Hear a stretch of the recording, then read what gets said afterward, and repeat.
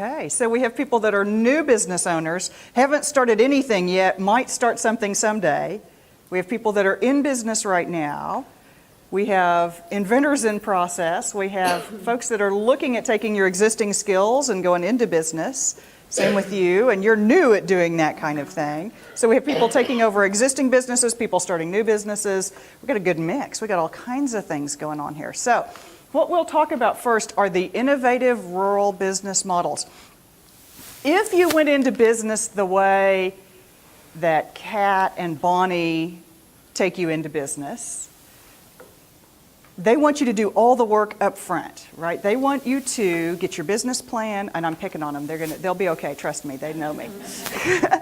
But they start with, get your business plan, get your financing worked out. You need to know what structure you're going to make your business. You need to know, is it going to be a Schedule C business, LLC? What, are you going to be a corporation? So then, what's your credit like? Are you going to be able to get financing? Is there a local bank that you can work with? Yeah, I know. See, I'm like that. My credit, credit. I'm going to have to look at my credit. And so, there's a million things that you need to do to get into business. Now, the innovative rural business models turn that on its head and say, let's start trying at the tiniest level possible. What would be the itty-bittiest way we could test this idea? What would be the smallest step we could possibly take? Now, some of you are taking a big step, and you already, or have already taken in that big business. And so you'll look at these ideas as ways you can augment what you're doing right now with the tiniest possible experiments. You're looking to shake up an existing business and be able to compete in the modern world. So these are ways you can run those experiments in the tiniest possible way with the least risk possible, so that you're not, if one of your experiments fails, it's not like, well, there goes the entire business. We're done. Instead, you go, well, that didn't work. Take it down, try something else. So the innovative rural business models apply to an entire business, but they also apply inside of businesses, and they apply to the way that you address your business. You're kind of smiling. I hope that's a good thing. Either he's amused or he's just thinking, what am I doing here? No.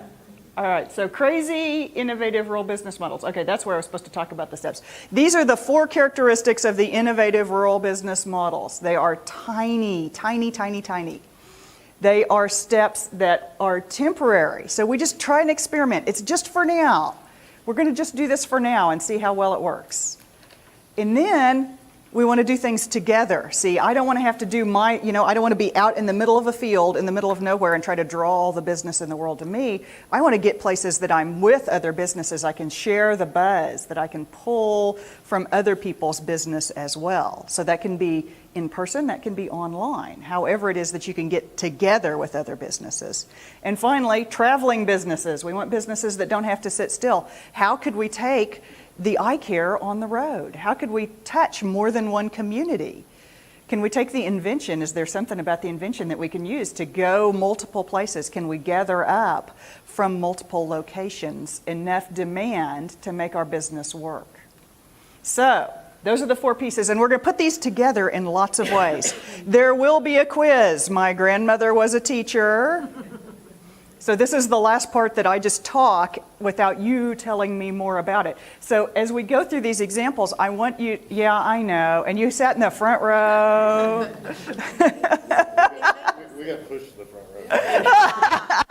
row. That's okay. I see you've worked in the oil patch. I grew up in the oil patch. My parents worked the other oil boom, that other oil boom that happened before you were born. These young people in the front row. Where's my older people? Come on, hang out with me here. Y'all remember the 80s, don't you? The 70s oil boom, you remember that one? Okay, see, now you're getting past me there. But, okay, so we're going to put those pieces together in lots of different ways. The first way that we're going to do it are event pop-ups. If you have a business idea, if you're thinking of trying out a retirement business, if you're just going, I don't know, or if you're looking to bring life, then we start with event pop-ups. There's already an event, that means there's a crowd. So together, we're going to go in together with where there's already people going to be. And then we want them to be tiny, just a small little experiment as possible, and temporary, because it's only going to last as long as the event. So in this case, what we're looking at, this is Winoka, Oklahoma, population 909, no wait, that was 993 10 years ago. I think it's 987 is their current number. They're down. This is at their all-school reunion. Once every 5 years, all of the high school classes hold a reunion. So that's the one time when it's really, I mean, there's like a big crowd. That and Snake Hunt are the two times that there's a really big crowd in town.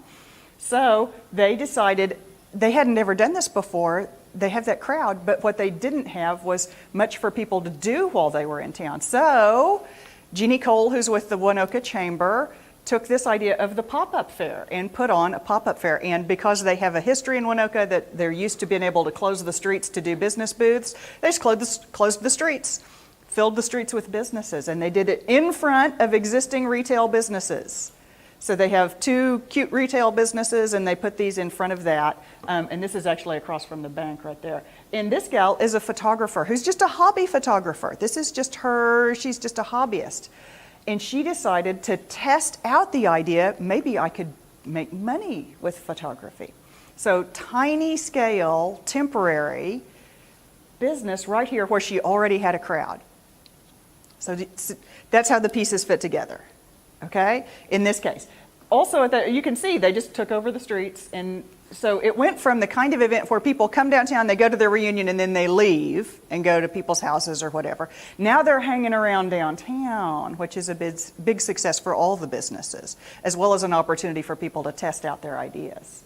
So you can see the other thing was the gal selling popcorn over there. She's an alumni. This is not her business location. She's actually from elsewhere. So she did that traveling thing where she showed up here to test out this market. So how can you take even just a small subset of your business and go somewhere else and test out a different market? Just tiny and temporary. Yes, sir. I got a similar example of this. My wife is actually going to a craft fair this weekend in Caldwell, Kansas, which is a small community as well. Yeah. And she does crafts and decorations and stuff on the side. It's not a business of hers either, but yeah. This would fit right into that Absolutely. Situation where it was a free booth and she registered. Oh, a free booth. And so Bonus! people are going to be there. And she just going to go up there and sell some of her crafts and try to make a little bit of money. Excellent. And a lot of people, I mean, what a great way to test it. Instead of going, you know, I do these crafts, and if I want to go into business, I need to get the plan, I need to work out the financing, I need to buy a building, I need to rehab it, bring it up to code. No, just go set up in the free booth in Caldwell and try it out and see how it goes. And if it works, take the next step. And when you find it successful enough, then you go see Kat or you go see Bonnie and you work out the plan at that point. So it's like taking that model and flipping it. Do the action first, plan when you know you're ready for it. And then you'll have, actually, when they ask you those hard questions then on the plan, you can go, well, what we found when we were in Caldwell was that, like, we have answers now. And so it's a lot easier at that point to do a plan once you know how things work. Excellent. Thank you very much. 5 bonus points for being the first to speak up. There you go. You can have them. All right. These are not tradable for anything. They're just bonus points. All right. Anybody else have an example you want to give about the little event pop-ups?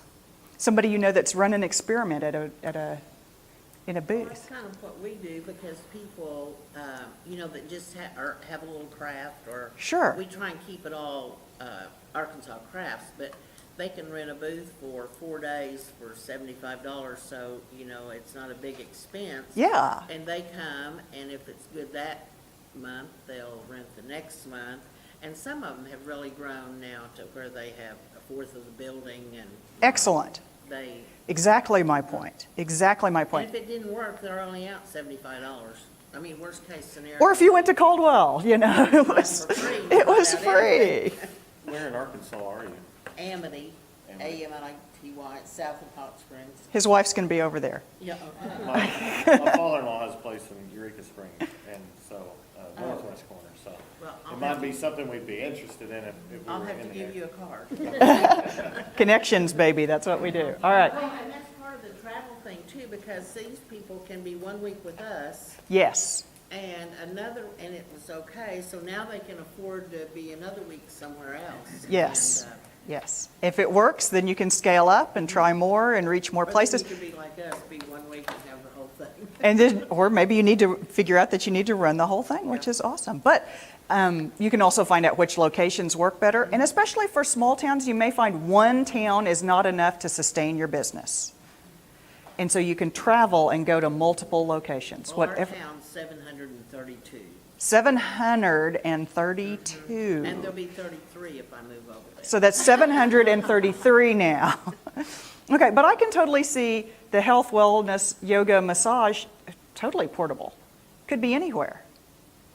And could reach into towns that, maybe you don't think Tonkawa is big enough to support its own yoga studio, but if there's yoga there once a week, the Tonkawa people will turn out. What's the right word for Tonkawa people? Tonkawans? Tonkawanians? Is that? We have that problem with Alva. We're Alvins and Alvinites and... Becky, I had a brick and mortar store. Yes, And we took, which is a book and gift store. book and gifts. And if I had overruns on anything, we did home shows. We did, like, they would have Oh. the Ponca City Home and Garden Show, and I would take a booth out, and it actually helped with if I had overruns on things. But it also was good because I had new lines coming in. And if I wasn't sure I wanted to plant with that company, I could go out and take a new set of order and see how it went before I actually dedicated, because I have a small store, before I dedicated floor space, which is at premium. Yeah. And I could test out. But we also, in Tonkawa, are getting ready to have a once a month group come through. We already have a couple of retail stores that are going to be setting up once a month. Excellent. So Excellent. those are kind of things that we're looking at bringing in. I love it. Okay, so for your bricks and mortar store, you used the event location as a way to test new lines before you let them have space in the main location. My main location. Love it. Or if I had, in my business, it was a Christian bookstore, we had seasonal things such as confirmation, first communion. Well, I might have a lot left over one year and sell completely out one year and have a lot left over. So if I had overruns on things, I could Yeah. go and do the same thing. Sure. So it's a way to move inventory that is not moving in your store. Yeah. So Wish we could do this with the liquor store, but no, we can't. They won't let us do that. Okay. So this is an example of a town where the entire event is nothing but booths. This is in Webster City, Iowa. This is Deb Brown's location. And it's an event called Junk Fest, and it's coming right up. It's at the end of the month. It'll be their 4th or 5th year. They actually, in a town of 7,000 people, they will have 7,500 people at the event. And there's nothing there but junk. Now, it's nice junk. It's the good junk. It's the dressed up junk, That's a nice chair. Somebody painted it, put the flour sack on it. That's the kind of junk that you find there. But it's nothing but booths. They take over an entire park and they just fill it full of booths. And this year they're moving it back downtown. So it'll be in their downtown with all the downtown merchants. Because together, right? Now, if you just had one booth and you were alone in the park, it's going to be a lonely day. But if you're with a few hundred of your closest junk friends, then that's enough to draw people there.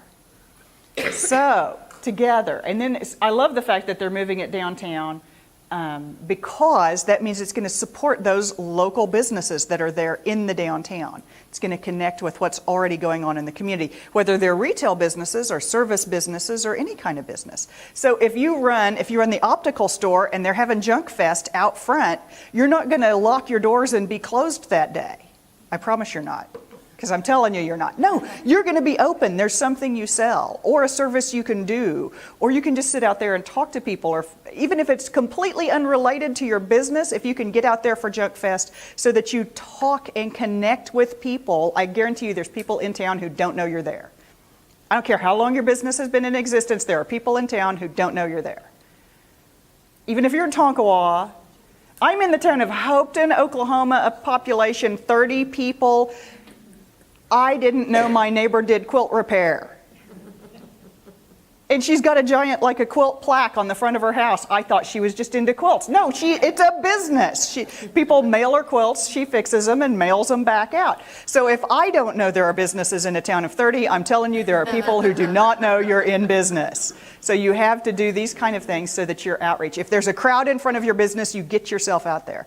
If there's going to be a crowd, you find a way. If you're doing home, now what's the service exactly that you're going to offer? Remodeling and repair. Oh my God, so you totally want to be at Junk Fest. Oh, yeah. Yeah. So when that kind of thing happens, you want to be there because people that are interested in junk need home remodel and repair. They do. This is a truism. Okay. Then we can talk about, so we've just done a pop-up for like 2 days at an event. Now, what if we were there for 2 months during the holidays? And that is season-long pop-ups. This one is from the village of Homewood, Illinois. Village. They're the village of Homewood, Illinois, and they're like 20,000 people. So that's big for a village to my thinking. But they have a big and beautiful walkable downtown. But they had a bunch of empty buildings going into the holiday season. So they decided to take 7 buildings and fill them with temporary businesses. How cool is this? And that way, then we've got pop-ups. So instead of people walking past empty building, boarded up window, it's a pop-up shop of whatever it is. And that could be anybody that was at the free show at Caldwell, or they were at the flea market in Amity, or they have tried and tested something just a few times. Now maybe they're ready. They have a business. They have some base. They have people that are looking for them. Leverage that to being in there for just a few months and see how that goes for you. And you can do this with retail, but you can also do it with service. There's no reason you can't have the pop-up yoga shop or the pop-up massage shop that's only there during the holidays to test it out to see how well that's going to work in that location. You know, maybe you're in the incubator all the rest of the time, but for 2 months during the holidays, we're going to be downtown. It's the kind of thing you can test out to see how well it works for you. Their director, Paula Walrich, said that they see their downtown as an incubator where entrepreneurs can try out new ideas. So that's just such a great perspective on how their downtown works for them. So they're excited and looking forward to having businesses that are just there for a short period of time. Delaware has a project called Project PopUp that is run by the state. And they find empty buildings that are ready to rent in local downtowns, but that haven't rented. The owners donate them for a period of 3 months through the holidays, and they connect with local businesses who are ready to go into business. They look for ones that have established a market, even if it's small, that have made some sales already, even if it was online or in some place temporary. So there are people that have already taken those first steps, then they're ready to take this next step. In 4 years, they've helped 18 businesses this way, and 17 of those have been so successful they signed a full-time lease because they carefully picked people who had done small steps to get there. So that's the secret to it. I'm a huge fan of business inside a business, which a flea market is nothing but an extreme version of this. It's just a place where other people can come and put their businesses. But if you're running the eye care center, you're not using every square inch of floor space. Could we pop up a massage table in a room for a month? Test it out? Temporary, tiny, inside, and there's the together. And then people that are coming for a massage are going to find out more about what's available at eye care. People that are coming for eye care are going to go, oh, there's massage. I need a massage. And so they're going to connect. Now, it doesn't have to be eye care and massage. It can be anything. It can be anything. This is a bakery in Webster City. That's Deb Brown, who works with me at Savior.town. That's our How to Save Your Town organization there. But she takes me to the local bakery. We go to the bakery, you place your order, and you turn around, and right behind you is this, which is like the furniture and decor store in, 10 square feet of floor space. How cute. And it's called, see, it says on the wall, favorite things. How cute is that? Okay, so they weren't using that space. And then what Deb's looking at there is a book rack from a local author. So that's a second little business inside a business. That local author has put up their books for sale right there. So it's taking space that otherwise you're not using in your business and turning it into a space for somebody else to take the first step with their business, tiny and temporary, and then they're there together with you. So that allows you, no matter what kind of business you have, to use some extra space. The owner of the bakery also does photography, so there's one wall of his photography and another wall of local art, because he's got walls and he's got to fill them with something. This is in Alva. This has actually happened in Alva. This is on Ladies' Night Out shopping night when there's already going to be people downtown. And so the furniture store opened up, and two women that run home-based businesses have come and set up just for the evening in the furniture store. So very tiny, temporary, and then they're together and taking advantage of that crowd that's already there together. So down on the table in front, I think I have a laser pointer here. This table in front, this is a jewelry seller. She's a home-based jewelry seller and is just set up on the table. You can't get any more tiny than that. And then back here at the standing bar, this is a gal who does skincare, and so she's doing a skincare consultant facial right there at the standing bar in the furniture store on Ladies' Night Out. Because she can't have a building of her own, but she can be in here for one night. And everybody benefits. So that's why I hung out in the store longer, is because there was stuff going on and people there. It helps both businesses, or in this case, all three businesses. You can also do this with service businesses. Goffstown, New Hampshire has a program called Art on the Walls. Did I get a picture for Goffstown? Yeah, there's Goffstown. Goffstown will go into any existing business and they take their local art produced by local artists, and once a quarter they hang local art on the walls in those businesses. And it's for sale. So people come in. I've come to see the new art. And they come and they look at the art and they go, oh, what do you do here? Because I don't care how small your town is, people don't know you're there. They don't know what you're doing. So you have to get them in the room. Now, I put this one because I thought this is actually a business in Fairview. But look at that front window. They're not selling plants. That's room where there could be a business. They could be selling plants. I don't care what the business is, but that front window space could be a whole nother business. And I guarantee you, it was probably 10 feet to the first desk in that office. Like if you walk in that office, it'd be like, okay, I'm going to go to the desk. I'm going to the desk. Oh, here's the reception desk.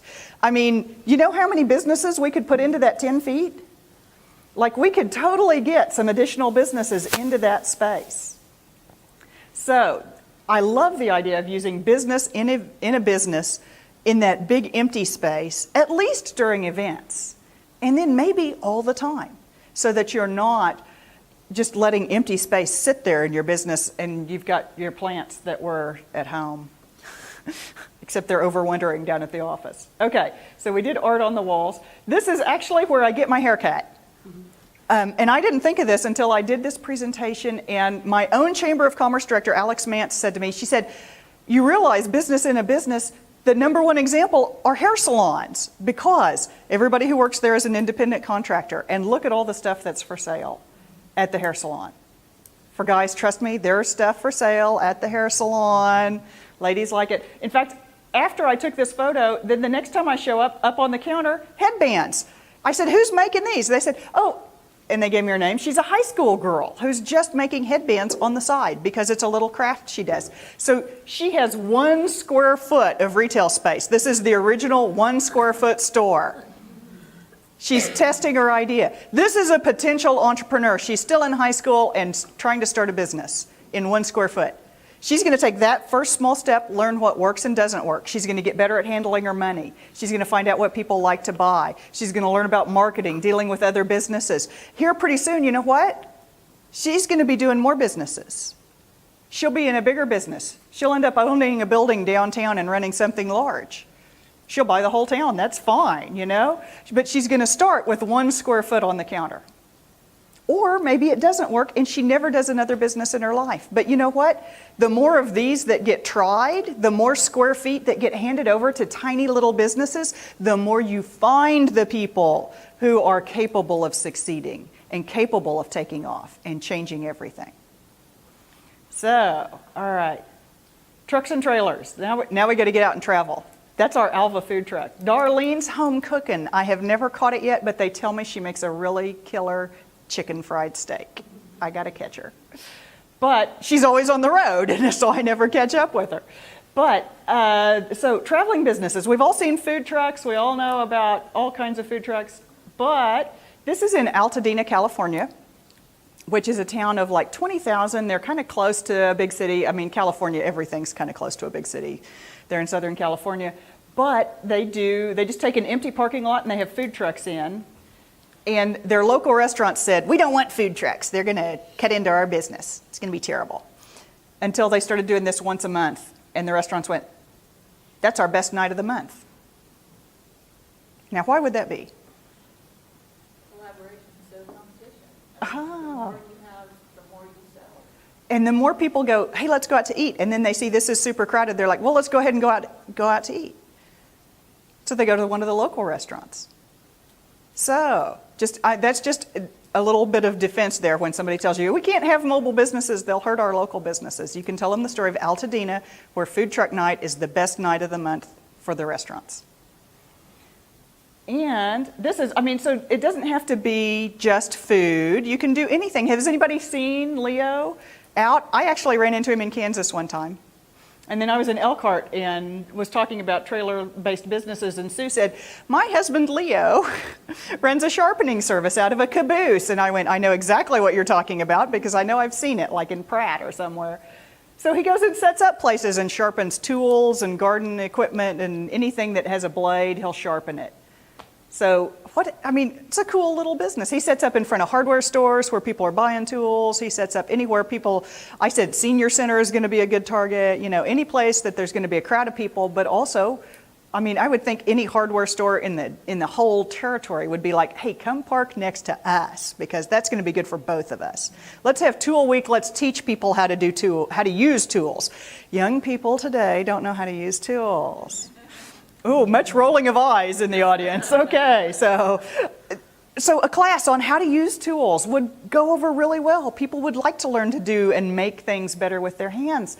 So if Leo and the hardware store and you get somebody that's running a class, everybody's going to benefit together from the excitement of doing all of that together. And then Leo that was one day, the next week he can be in a different town at a different hardware store, reaching a whole different group of people. So he can make a whole circuit, which is what Leo does. Now, you can also do activities. This is laser tag in Cosmos, Minnesota. I can guarantee you that Cosmos, which has a population of under 1,000 people, is not a sufficient market to maintain a laser tag business full time. And so they're in a trailer, and they're everywhere. They go place to place. My cousin just did this for her son's birthday party. They rented a trailer. Yeah. That had video games inside.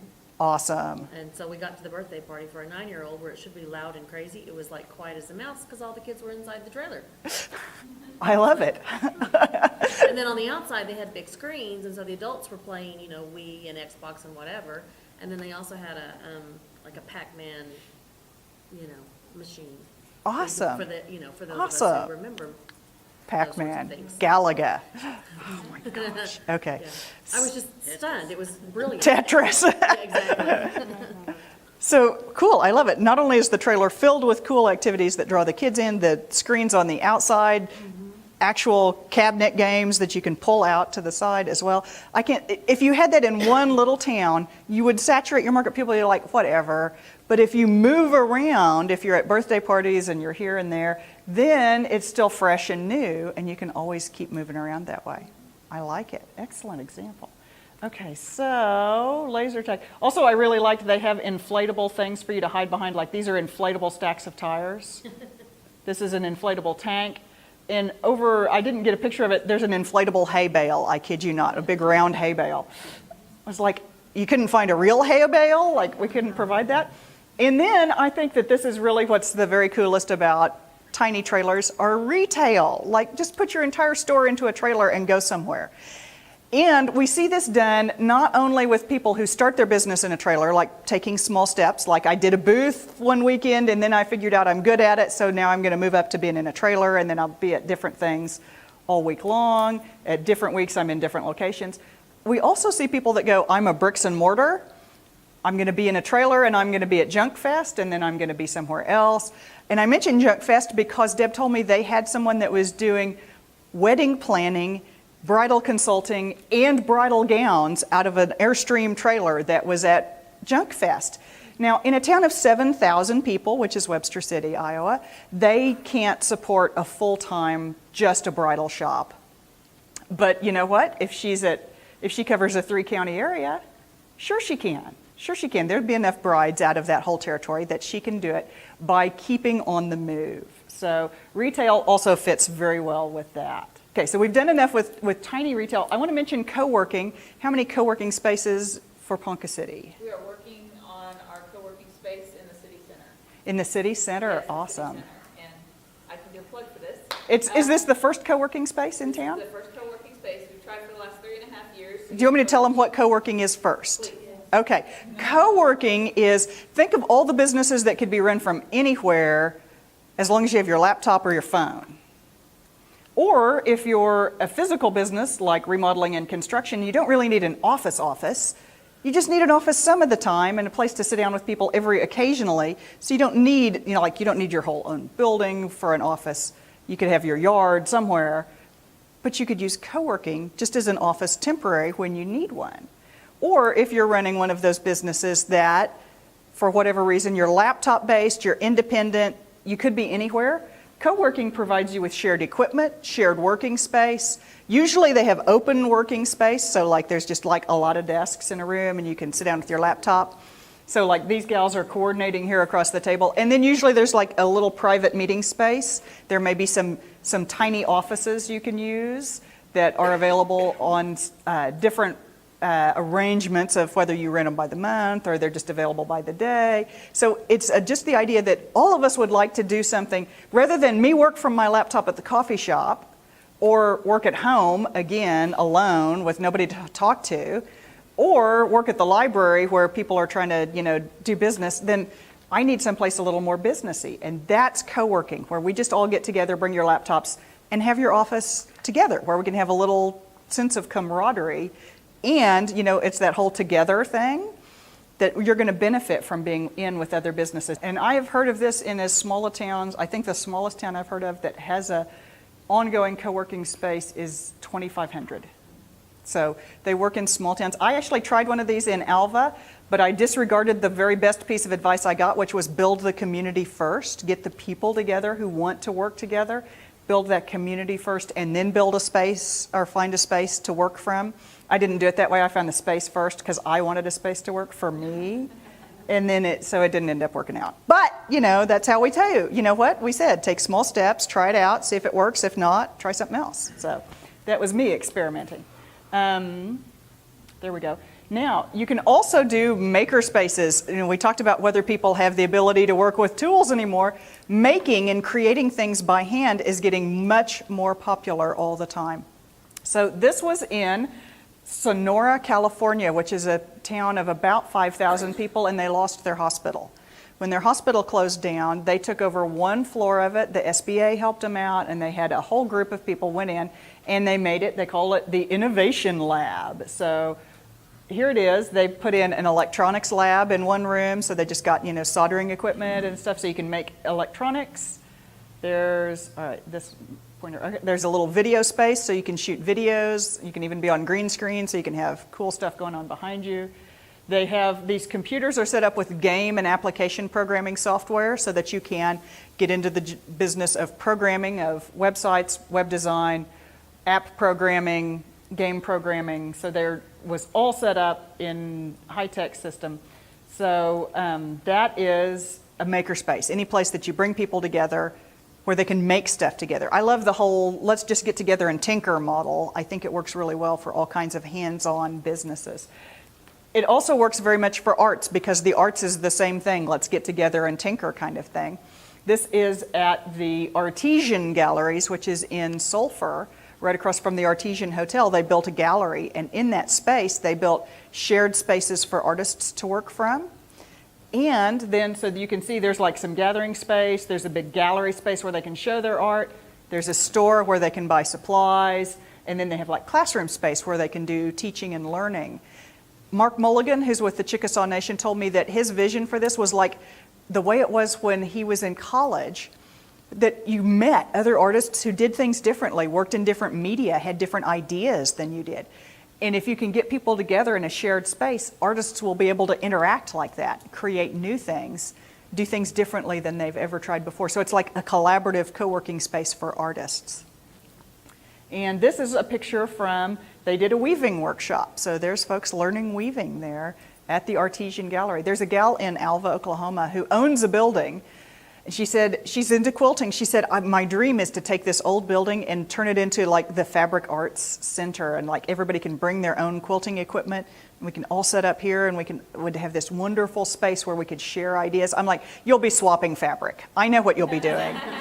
So as soon as that happened, like I knew that, she said, I'm too old and I don't want to start it now. I understand that. But that's the idea is, everybody could bring their own equipment. And if you're like, oh, I don't have a long arm quilting machine, can I borrow your long arm? Yeah, of course, it's right here. Then, but I got to have some of that fabric that you've got there. We're going to swap And there's it. nothing wrong with trading fabric.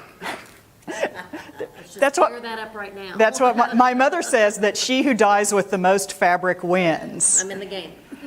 So's my mom. It's going to be, and she's a pro. Trust me on this. So now, this is my favorite example. I love this. Tiny business villages. So we've done all these things of like inside another building, borrowing the co-working space. So now if this is really for those of you that are working at like kind of the city level and are thinking for a community, although it's also kind of the kind of thing a private individual could do. You used to call it a flea market, but today it's a tiny business village because we're going uptown. That's an empty lot. That is in Tionesta, Pennsylvania. Population 500, not a big town. Tionesta, when that building burned and they emptied that lot, it sat there for 10 years, and their Industrial Development Corporation just tried for all 10 years to get a developer interested in building a new building there. Because right across the street over here is downtown. And right across that next street over there is the farmer's market. This is an important lot for their downtown. And there had been a downtown building there, but it's gone now. And so it's been nothing for 10 years. So you see the row of trees at the back of the lot, up the hill a little bit there. That row of trees right there, keep your eye on those because this is what they did with it. There's the row of trees. We've just come up the street a little bit to look at it, look down the street. Over behind that brown little shed is the farmer's market. And the rest of downtown is over here to our right now. You know what those are? They're storage sheds. And when the Industrial Development Corporation said storage sheds, people in town went, it's going to look terrible. Does it look terrible? No. Is it illegal? Maybe. It depends on your town. Half the stuff I tell you to do won't pass code. Just figure out a way to do it anyway. That's my advice. How big was that lot? That big from the first picture. Well, it's bigger than you think. They probably cleaned up the back of it there and redid the grade there because she said they did some dirt work. Total cost to the Industrial Development Corporation was $40,000 to do all the dirt work and put the sheds in. And that included buying the sheds and running utilities. And this is where? Tionesta, Pennsylvania. Tionesta, Pennsylvania. And it says it in little tiny business letters right there. It says the Market Village. That's the name of it. It's the Tionesta Market Village. And it's so cute. Look at it. They even put in benches because they knew people would want to lounge because the ladies are in there shopping and the gents are sitting out here going, they're on their phone. I know what they're doing. Okay. Yes, sir. I'm a medieval festival enthusiast. Are you? Seriously? And anybody that goes to Muskogee Castle Yeah. will see that. Yeah. Because it's set up like a village Yeah. around the castle. And, Yeah. these people travel all over the world. Yeah. To go these places and Yeah. set up their businesses and do this very thing. Yeah. Some of them are artists, some of them are PhDs. And Yeah. And they do this, Yeah. do acrobatics and other stuff. Tiny, temporary, Yeah. together, Yep. and traveling. Yeah. All four pieces, Travel baby. big. Okay, so these, though, they said that the deposit cost on one of these, $500. You want to get in, it takes $500. They've had a waiting list since they opened the doors. Actually, probably before they opened the doors. So those are full-time businesses now. And actually, they said, it's going to be seasonal. This will be summer only. We're not insulating these babies. You're on your own. We're just going to do this for the summer. So they filled it up for the summer. At the end of the season, the business owners came to them and said, we want to be here during the winter too. We're not closing. You got to be kidding. So now it's year-round. Now, businesses come and businesses go. It's $50 to $70 a month, depending on whether you've got one of the little ones or one of the bigger ones. Now, I think there's a total of 12 sheds draped around the lot here. So the great thing is that the net result has been the other businesses over here on this side of the street, which includes an art gallery and a coffee shop that are across the street, have started improving their facades because they didn't even look as good as the garden sheds that people thought would look like crap, actually turned out to improve the whole downtown, and have extended their hours and are open later because these are folks that are eager and they're on the ball and they all stay open late because they know that's when the customers are out. And so the coffee shop and the art gallery have had to extend their hours to match them. Now, so what's in there? That one at the back is like cute stuff for your garden. This one here on the far left, this is baked goods, Amish baked goods. There's a gal making jewelry. There's a t-shirt shop. You name it, there's somebody doing it in there. And they come and go. There's a maple syrup shop and the winery that's outside of town but can't afford their own building, can afford a shed. And so now they have a presence downtown. So how cool is this? I don't know about you, but $40,000 is sounding like a bargain for the town. The county took that on, Forest County. And they put Wi-Fi on it because they were getting that whole Ponca City idea. If you put Wi-Fi on it, people will kind of hang around. So they figured that out. All right, so that is the tiny business village. Pascagoula, Mississippi. Do not ask me to spell that one. Pascagoula, Mississippi this was a big, I don't have a before photo, but you can see at the back, like here's the train tracks.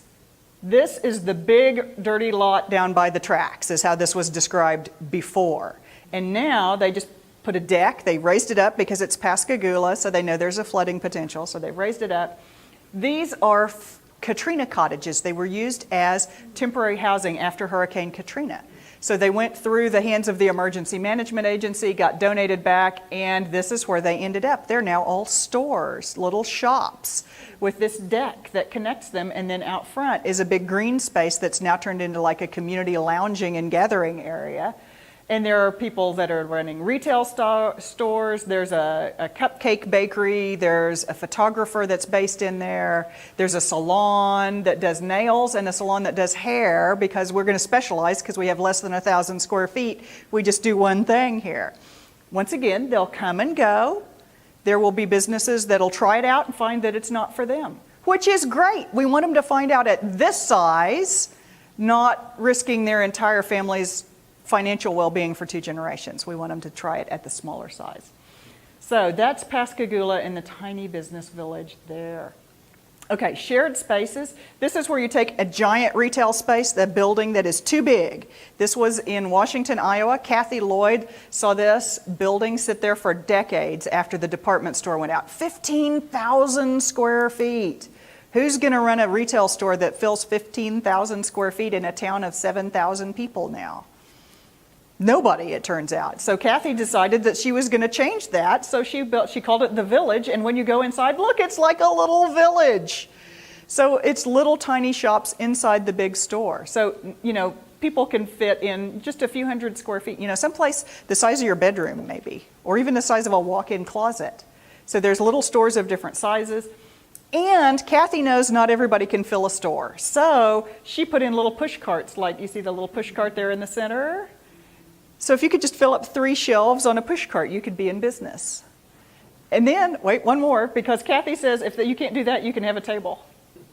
So every size that you can start on a table, move to a push cart, graduate into the bigger store, maybe even go out on your own. Yes, sir.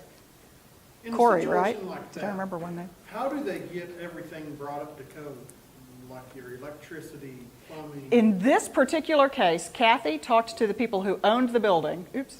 This building, they wanted to rehab the upper floor to live in.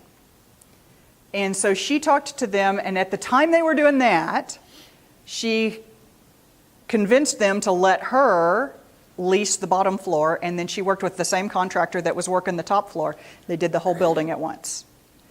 But I've heard of examples of this kind of a shared building used all over the place. There's one in Grand Rapids. There's one in Ferdinand, Illinois. There's one in Florida. There's one in Napanee, Indiana, called Cope's Commons, that was actually a factory. And they did theirs one chunk at a time, like they did a little bit of the building at a time. So they just did it in little nibbles and brought it up to code that way. So as many different buildings as there are, there's a way to figure it out. And that's also, if you're going to take on that large of a project, that's a business in and of itself. You go get help from your folks that are going to help you out. They'll help you figure out the plan of how it's going to work in your case. There's always a way to do it. Okay. We have an example, the Cherokee Strip Mall here has a lot of small businesses inside of it. It's across the street from the Chamber of Commerce.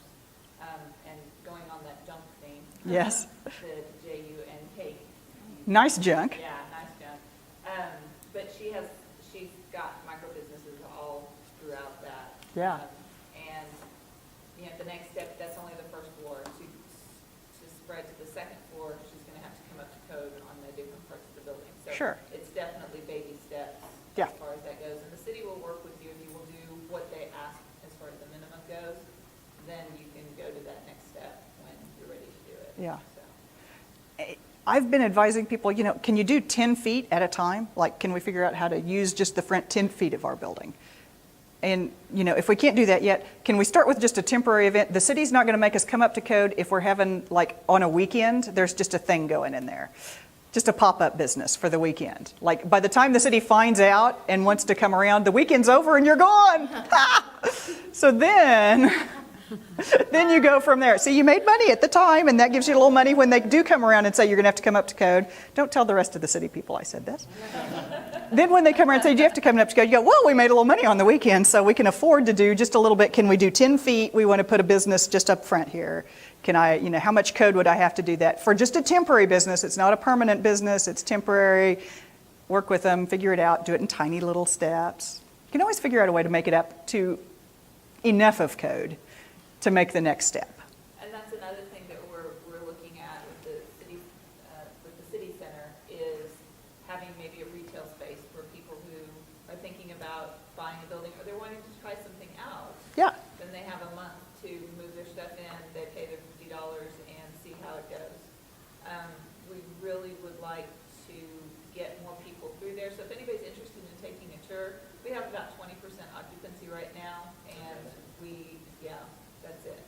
And we definitely want to build up the occupancy for the actual commercial space up there, office space, traditional office space. But we are more interested in how we can assist the entrepreneur community and small business community with the shared workspace and the collaboration space, and also with the conference space that we're working on in the basement.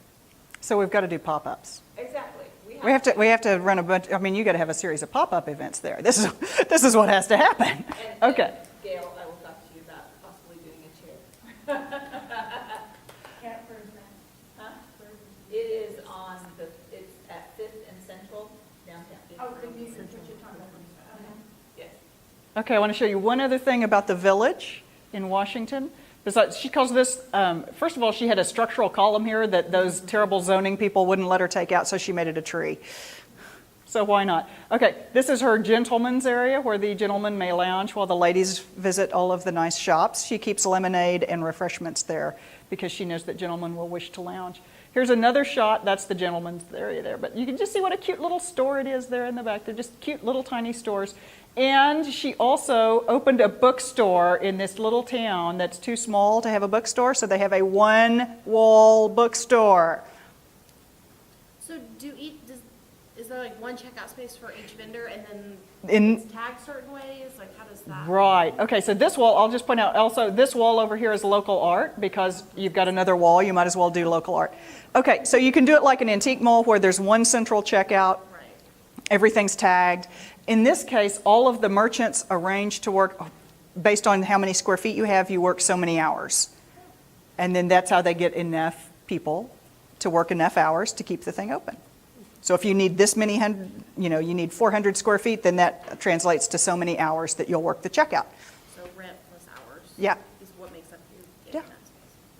So, okay, we're going to stop right there and take a quick break. But I'm just going to remind you, start where you are and build your assets. You don't have to do this to jump into business. Just take little steps. Just take little steps. But I should have stopped there. The rural business trends. These are some things that are changing in small towns.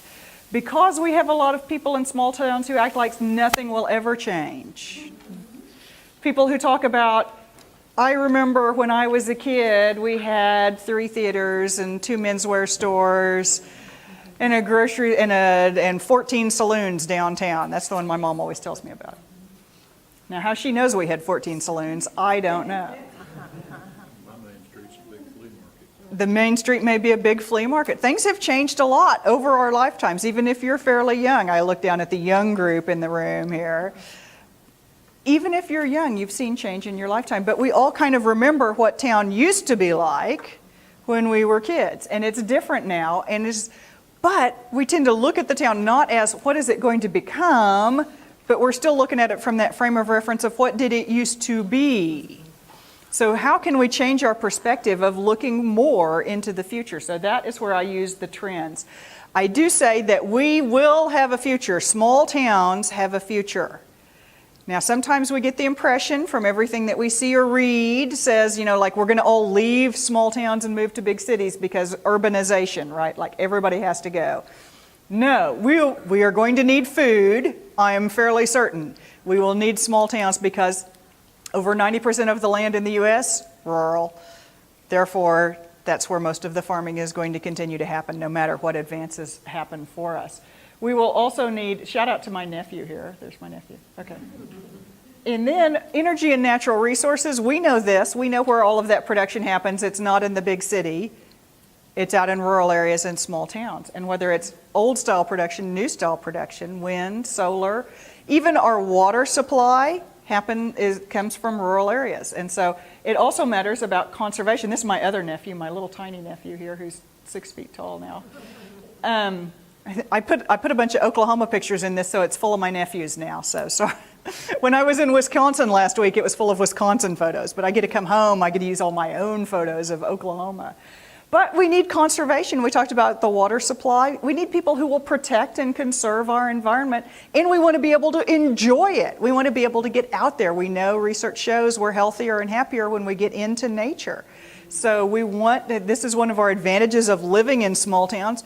We're connected with nature, and we're the people who see to the conservation and see that we have opportunities to enjoy nature.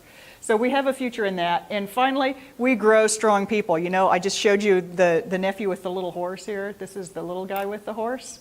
This is Trevor. This is Trevor last year. Hey, he grew up. We grow strong people. We do. I just saw a headline in January in the New York Times that said, "Universities discover the rural student." Like it was a big secret. Like they didn't know that we're awesome. When you grow up in a small town, you are self-reliant, you have a deep sense of community, then all of these traits that we have gathered in our upbringing make us strong, resilient people. And that's important. And that's an important reason we will continue to have small towns. But the question is, will every small town survive? No, not every small town is going to make it. So how do we make sure that our small town is one of the ones that does survive? What are the characteristics that we need to have to make sure we survive? And research says, from Iowa State University, they said it is openness to new ideas. This is really hard for small towns, but Iowa State University followed 99 of their small towns over a period of 20 years, including Webster City, Iowa, and found that those that were most open to new ideas had the best economic and demographic outcomes. In other words, they prospered and they kept their people because they were open to new ideas and allowed new people to take part meaningfully in the community. That's your number one characteristic. So how can we be more open to new ideas? Because it's not easy. Our human brains are wired to fear moving on from the way that we've always done things. We're comfortable doing it this way. How do we get past that? And Margie Worrell, who wrote the books Brave and Stop Playing Safe, said there's 4 ways our brains are wired to keep us from ever changing or taking a risk and starting a business or buying a business or going out on our own. So those 4 ways we fear change. We overestimate the possibility of something going wrong. We overestimate how likely that is. We overestimate how bad the consequences would be if something did go wrong. So we think it'll be the end of the world if something does happen. And then we underestimate our ability to deal with it. It'll be the end of the world, and I'll never be able to handle it. This is the way our brains are wired.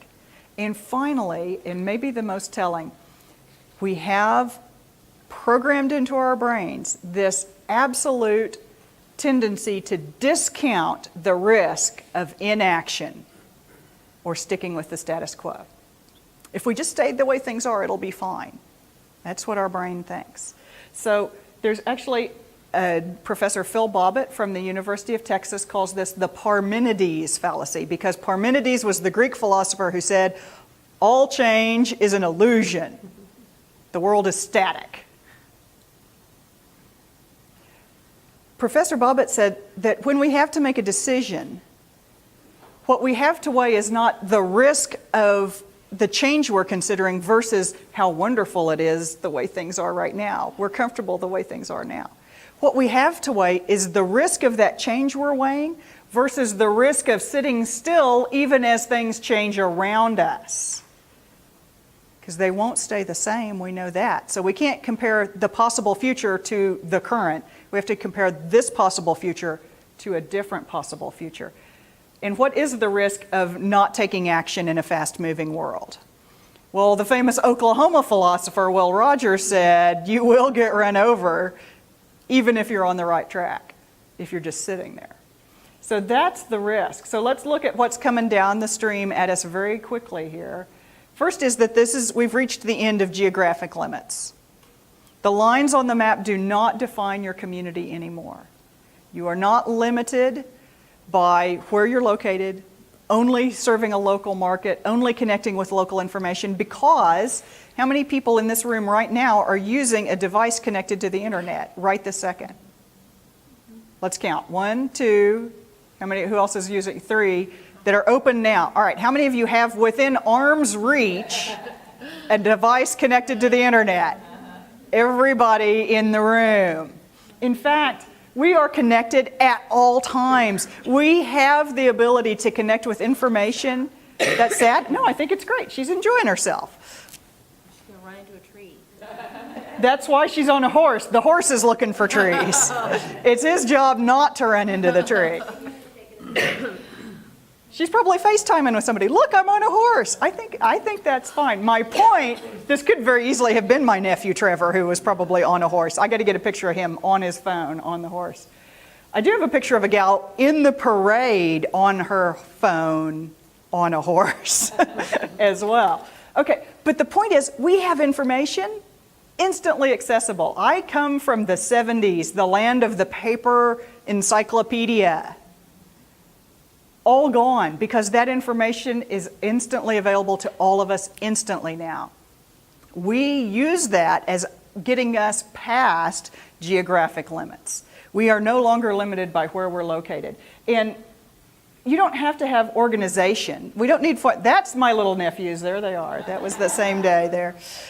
We were taking his senior pictures, and the reason that we're in the park is because of the play equipment. Well, Alva had some really old, unsafe play equipment.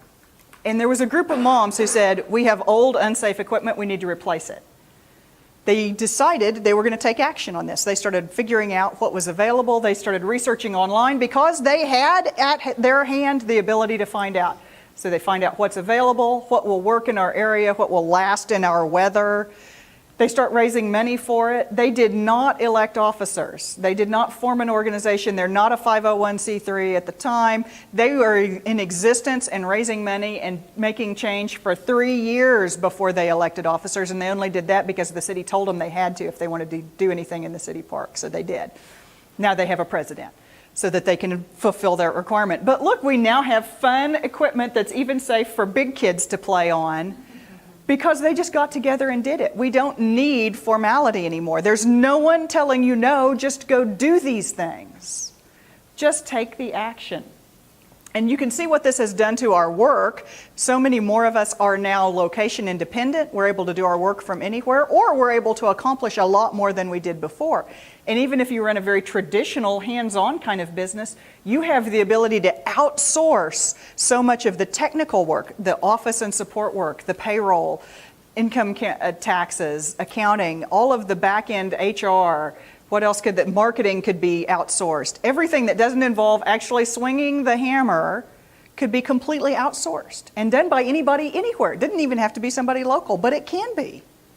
And that ability to separate work from place means that people can live anywhere they want, and that we don't have to limit our business just because we're located here. We can do anything that we want. An example of somebody that's doing that, now sometimes people tell me we don't have any of that in our town. This is my friend Grant Griffiths. He lives in Clay Center, Kansas. That's a town of 4,000 people, 4,500. In his basement, he is running Headway Themes, which is a internationally known WordPress theme company, which means they help people design websites. They are based out of his basement. He's been there for 8 years. He said there's almost nobody locally has any idea what he does for a living. Because why would they? They don't necessarily buy from him. He sells to people all over the world. In fact, most of his team is based independently in other small towns. The only other person in his company that worked in his same town was his son, because he lived in the house.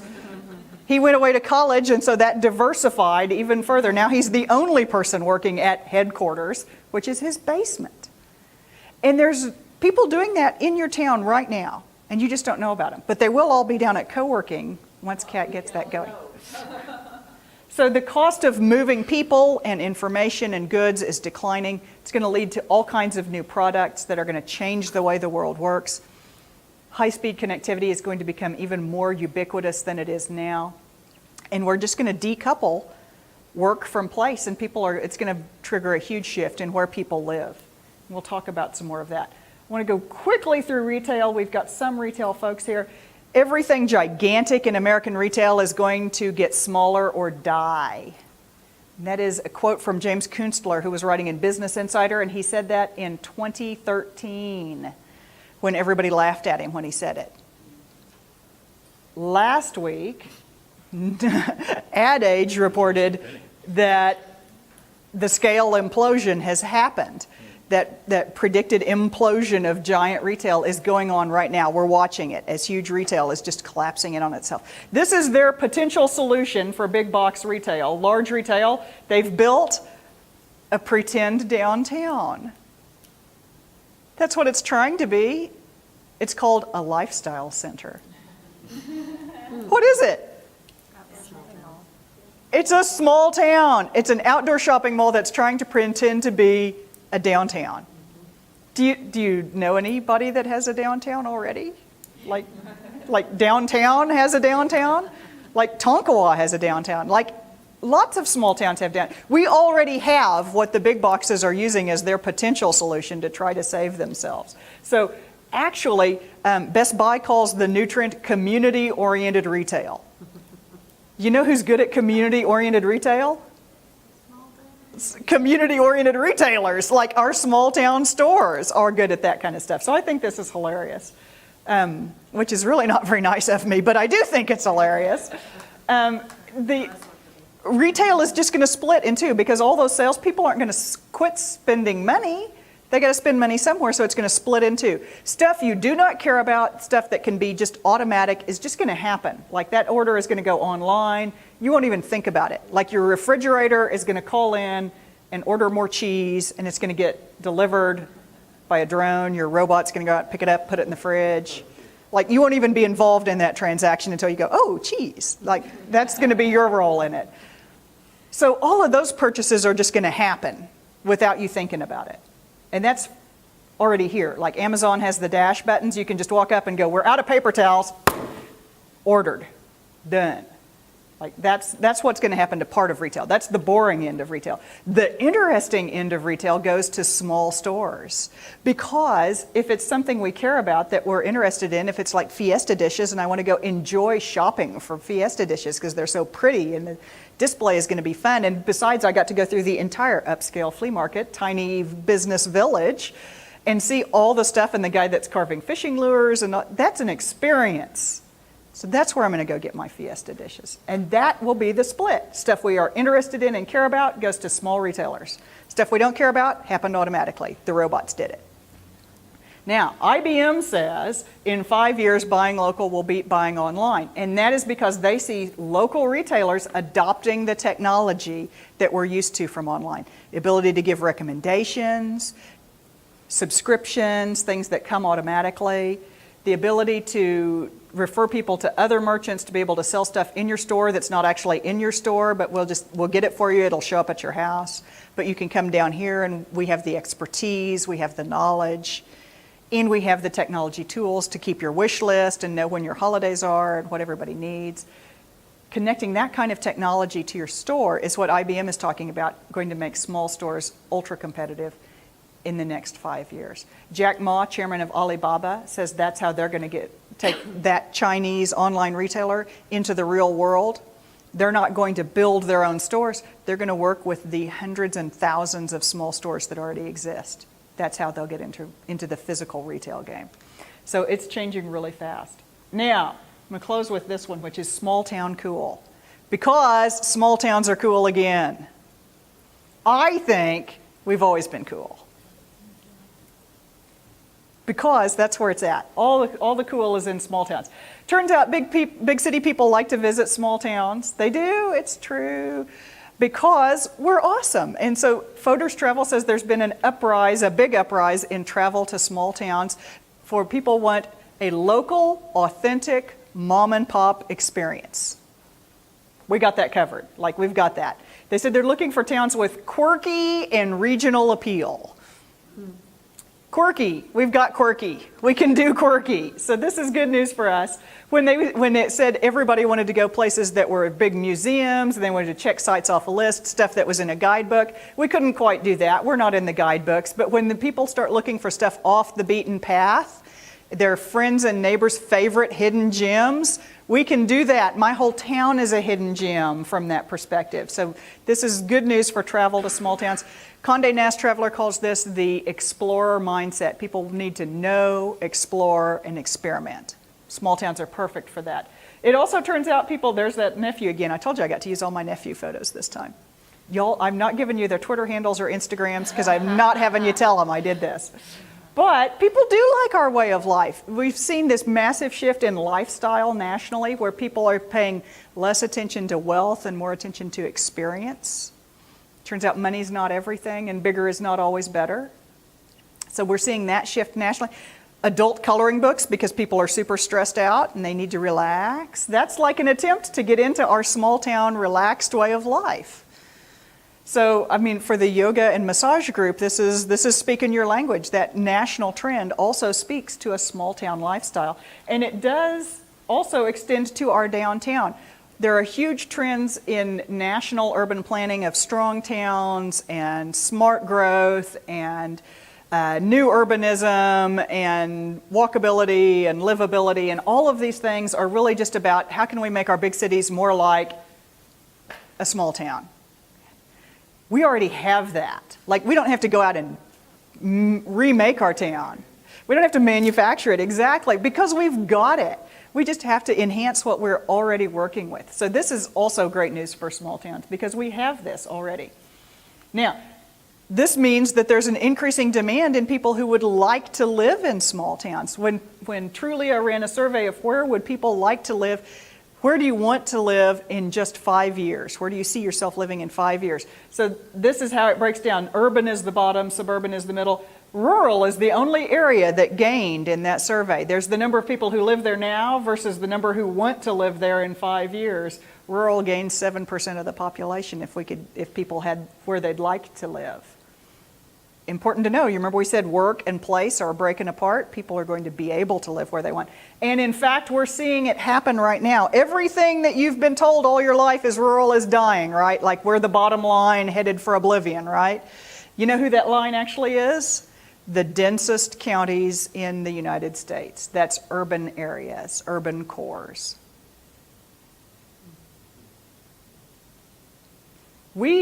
Rural, the most rural counties, so that's the densest urban cores. The dark blue line at the top is like somewhere in the suburbs, close by the big city. And then the gray line is further out into like exurbs that are further away from the big city. And here's rural. Look at us holding our own and growing, actually, for the last 3 years, 4 years. That didn't make the news, did it? No, what are they still saying on the news? Rural is dying, all small towns will disappear. Oh, they forgot, actually. This is from Governing Magazine, who looked at the new census data.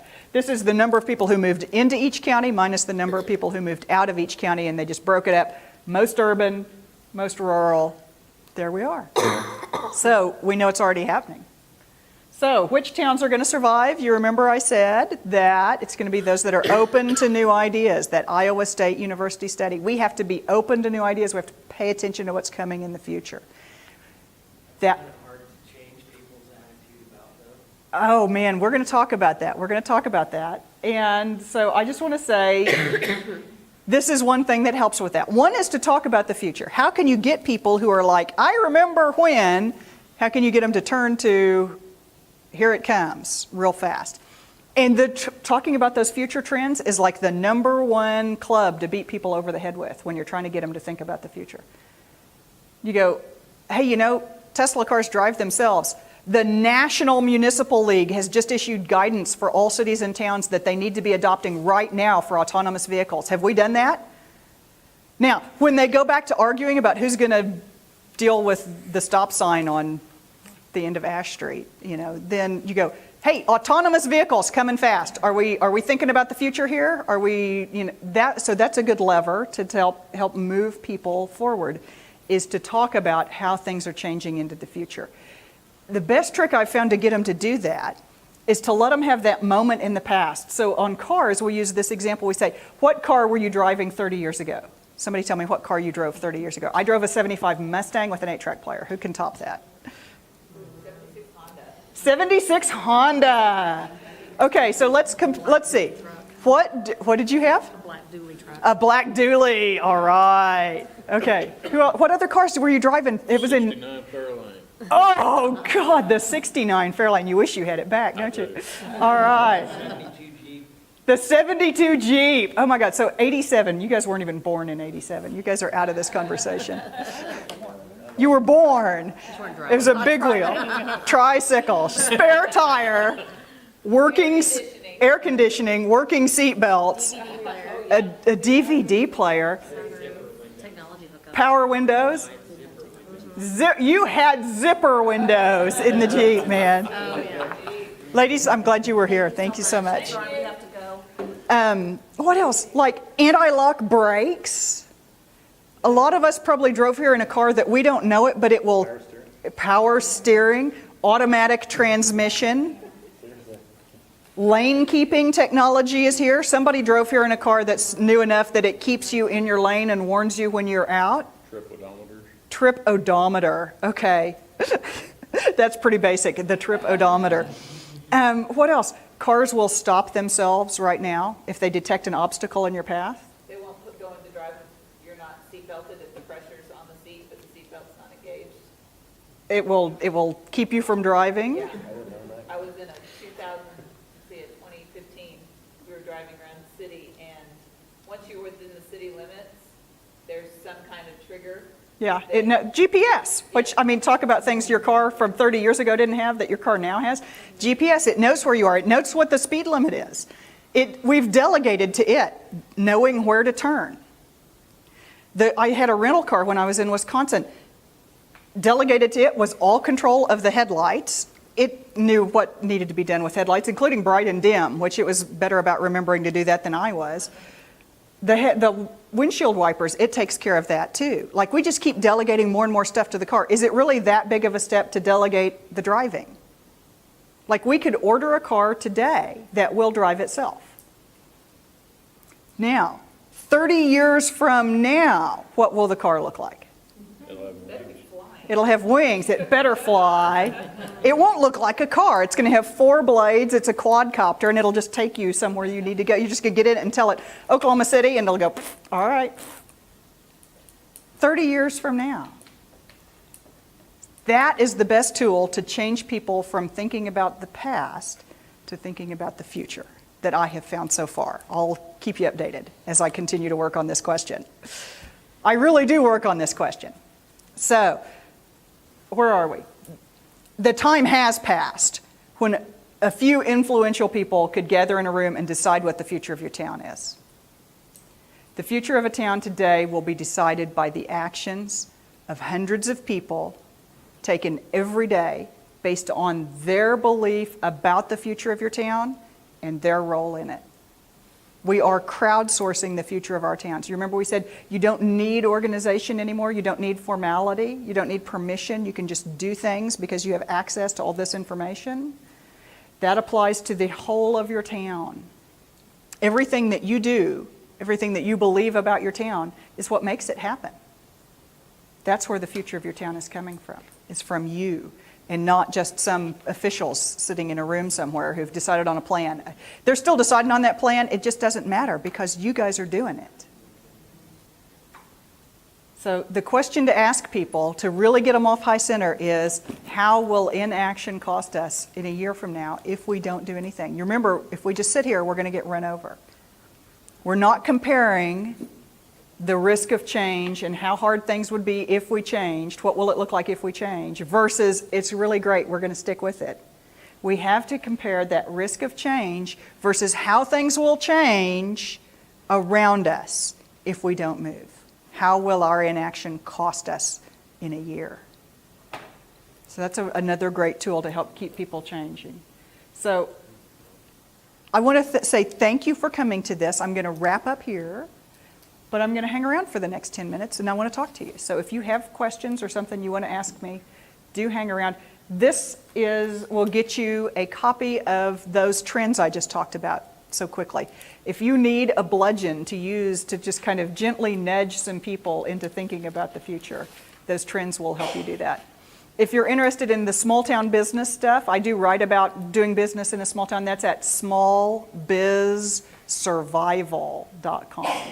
Yes, and I will do a plug here. If you can get on this weekly, she sends out the brag basket, she sends out information, small business, owning your own business, things that she finds in other communities, in other states, in other countries. Yes. That are great. Oh, wow, how can we do that here? How can we scale that down to help your business, or how can we scale that down to help our town? Yeah. I've gotten some great stuff, and I've used some great stories out of there when I'm talking with you. Excellent, excellent. I'm on that, and I can tell you that I talk to my trustees a lot about what I just learned in the webinar, what I just got off of your newsletter. Excellent. Smallbizsurvival.com is the one that's about running your own business. And then Savior.town is about shaping the future of your town as a whole, because it's us that does that. We're the ones who do it. Not those officials or people that got elected or hold a title. It's us. We're the ones who decide what our town's going to be like. Absolutely. Yay. Thank you so much.